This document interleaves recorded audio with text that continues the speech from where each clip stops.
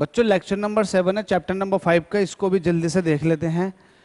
ज़्यादा डिस्कशन बहुत ज़रूरी है क्योंकि भाई आप लोगों का एग्ज़ाम चल रहे हैं, लेखपाल का है, आरआरसी ग्रुप डी का है, आप लोगों को इतनी सारी तैयारी करनी है। जो लोग ल्यूसेंट जनरल साइंस को सॉल्व कर रहे हैं भाई मैं कहूँगा बिल्कुल सॉल्व करें।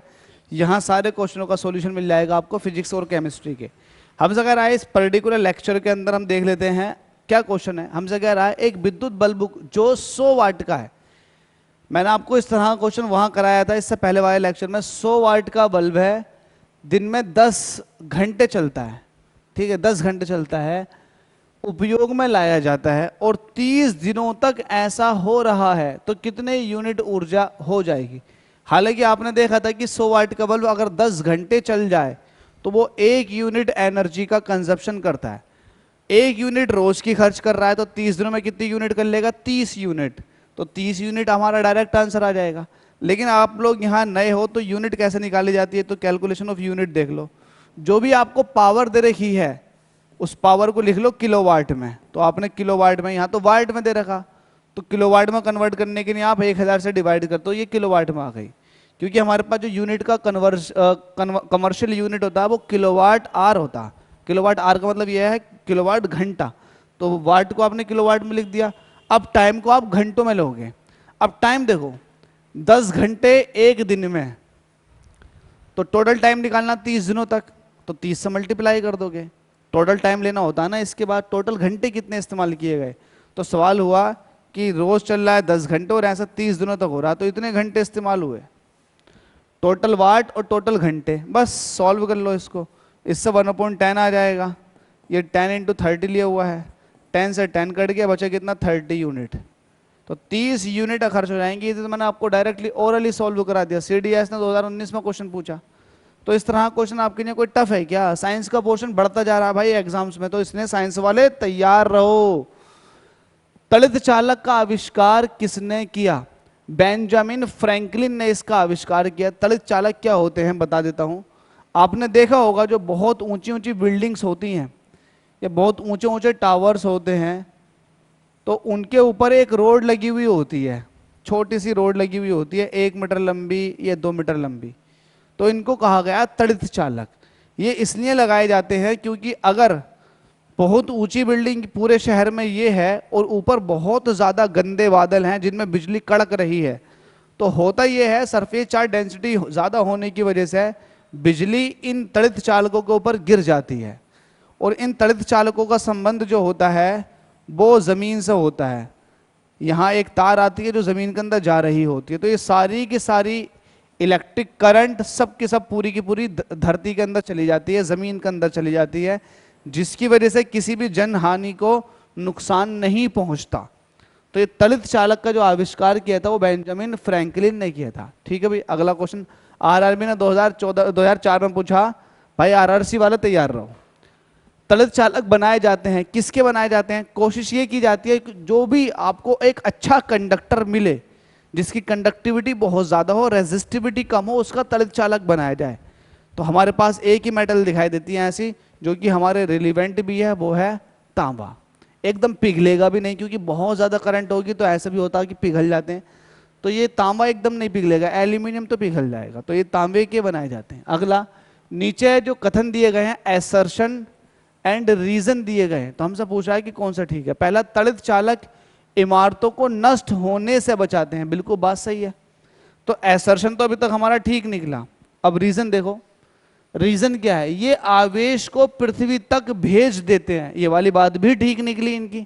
तो इस हिसाब से एसर्शन और रीजन दोनों करेक्ट हैं, लेकिन रीजन जो है वो करेक्ट एक्सप्लेनेशन दे रहा है एसर्शन की। तो रीजन जो है वो करेक्ट एक्सप्लेनेशन दे रहा है एसर्शन की, इसलिए हमारा एसर्शन तथा रीजन दोनों ही सही है। और रीजन जो है वो एसर्शन का सही कारण है। जो हमारे पास कारण है वो कथन का सही उच्चारण कर रहा है और सही तरह से उसको एक्सप्लेन कर रहा है। ठीक है, तो हमारे पास इस हिसाब से आंसर हो जाएगा पहला वाला। अगला, विद्युत बल्ब का तंतु धारा प्रवाहित करने से चमकने लगता है, परंतु तंतु में धारा ले जाने वाले तार नहीं चमकते। इसका क्या कारण है? आपने देखा होगा अगर आपके पास एक बल्ब हो, बल्ब के अंदर जो फिलामेंट होता है ना, फिलामेंट तो चमकता है, लेकिन जो बल्ब के अंदर ये फालतू चीजें होती हैं, बल्ब के अंदर जो फालतू चीजें होती है, जैसे कि यहां से ये तार जाते हैं, तो ये तार नहीं चमकते, सिर्फ ये तंतु चमकता। तो भाई ऐसा क्यों, ऐसा क्यों? तो ऐसा इसलिए होता है क्योंकि इसका जो प्रतिरोध है, प्रतिरोध वो बहुत ज्यादा उच्च होता है। क्या होता है? उच्च, बहुत ज्यादा प्रतिरोध, प्रतिरोध बहुत ज्यादा होता है और बहुत ही ज्यादा बारीक तार होता है ये। तो तार बारीक होने का रीजन भी यही है कि प्रतिरोध को उच्च बनाना।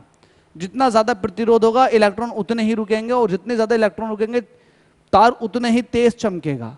तो इसमें प्रतिरोध को उच्च करना हमारा मेन कारण है। तंतु में तारों की अपेक्षा अधिक धारा बहती है? नहीं भाई, धारा तो सब में बराबर बहेगी। तंतु का प्रतिरोध तारों की अपेक्षा कम होता है? नहीं भाई, ज्यादा होता है, उल्टा। तंतु का प्रतिरोध तारों की अपेक्षा अधिक होता है। ये वाली बात सही है। ठीक है, ठीक है भाई। धारा प्रवाहित करने से केवल टंगस्टन धातु ही चमकती है, वो वाली बात तो है, रीजन पूछ रहा है। तो तंतु का प्रतिरोध तारों की अपेक्षा अधिक होता है। ये तार जो है इनकी अपेक्षा तंतु का प्रतिरोध ज्यादा होगा। ठीक है, अब इस क्वेश्चन में हमसे क्या कह रखा? निम्नलिखित अधातुओं में कौन सा विद्युत का मंद चालक नहीं है? तो पहली बात तो ये अधातुएं हैं, लेकिन मंद चालक नहीं है। कौन सा मंद चालक नहीं है? इसका मतलब कौन सा इसमें ऐसा है कि जो थोड़ी बहुत कंडक्टिविटी शो कर देता है, कौन थोड़ा बहुत चालन शो करता है, ये पूछना चाह रहा है इसके अंदर। तो आपको एक चीज पता हो, पीरियोडिक टेबल में अगर लेफ्ट से राइट की तरफ को जाते हैं तो कंडक्टिविटी घटती है, क्योंकि हमारे पास लेफ्ट से राइट जाने पर नॉन मेटालिक कैरेक्टर बढ़ता है, जबकि ऊपर से नीचे जाने पर मेटालिक कैरेक्टर बढ़ता है। तो यहां पर अगर देखें कौन सा कहां है, तो उसमें सेलेनियम जो है वो नीचे आता। Oxygen, sulphur, selenium, tellurium, polonium. अगर बात करेंगे टेलोरियम की, तो टेलोरियम एक, इसको कहते हैं मेटेलोइड। क्या बोलते हैं? मेटेलोइड। मेटेलोइड किसको कहा जाता है? सेमीकंडक्टर को। तो ये एक तरह के सेमीकंडक्टर है। अच्छा, सेलेनियम भी हल्का फुल्का सेमीकंडक्टर की तरह काम करता है। तो ये माइल्ड सेमीकंडक्टर है, माइल्ड सेमीकंडक्टर। कौन है माइल्ड सेमीकंडक्टर? सेलेनियम। इसका मतलब अगर दिन की बात करोगे तो दिन में ये कंडक्टिविटी शो करेगा और रात में नहीं करेगा, रात में नहीं करेगा। तो यहां पर अधातुओं में से सेलेनियम एक ऐसा मटेरियल है जो भाई धात्विक प्रॉपर्टी ना होने के बावजूद ये थोड़ी बहुत कंडक्टिविटी शो करता है। तो हमारे पास जो आंसर हो जाएगा वो हो जाएगा सेलेनियम। अगले क्वेश्चन की तरफ चलते हैं। शुष्क सेल, जिसको आप बैटरी कहते हो, बैटरी जो छोटी वाली होती है, सेल जो घंटे में डलते हैं, बैटरी में निम्नलिखित में से किनका विद्युत अपघट्यों के रूप में प्रयोग होता है? तो आप जरा बताएं, ड्राई सेल के अंदर किसका प्रयोग होता है? मैंने अमोनियम क्लोराइड और जिंक क्लोराइड का मिश्रण बताया था, तो जहां भी ये दिखाई दे वहां लगा दो अमोनियम क्लोराइड और जिंक क्लोराइड का, ये वाली बात। अगर किसी ने शुष्क सेल की वीडियो नहीं देखी है, एनर्जी कन्वर्जन डिवाइसेस के अंदर मैंने ड्राई सेल पढ़ा रखा, देख लो, क्योंकि यूज होता है। आईएएस ने 2009 में पूछा था। अगला, सामान्यतः प्रयोग में लाई जाने वाली प्रतिदीप्ति ट्यूबलाइट, जो प्रतिदीप्ति ट्यूबलाइट्स होती हैं, जैसे कि मैंने यहां पर भी लगा रखी हैं, इसके ऊपर 6500 के लिखा हुआ होता है। 6500 के। अगर किसी को जानना है कि 6500 के क्या होता है, भाई कमेंट करो, मैं स्पेशल वीडियो बनाऊंगा इसके ऊपर। ये भी आईएएस 2006 में पूछ चुकी है। जब दो या दो से अधिक प्रतिरोधों को एक दूसरे के साथ क्रमवार जोड़ा जाता है तो वह डैश जुड़े होते हैं। तो कौन से क्रम में होते हैं भाई? एक ये है और एक ये है। इसको क्या बोलते हैं? श्रेणी क्रम।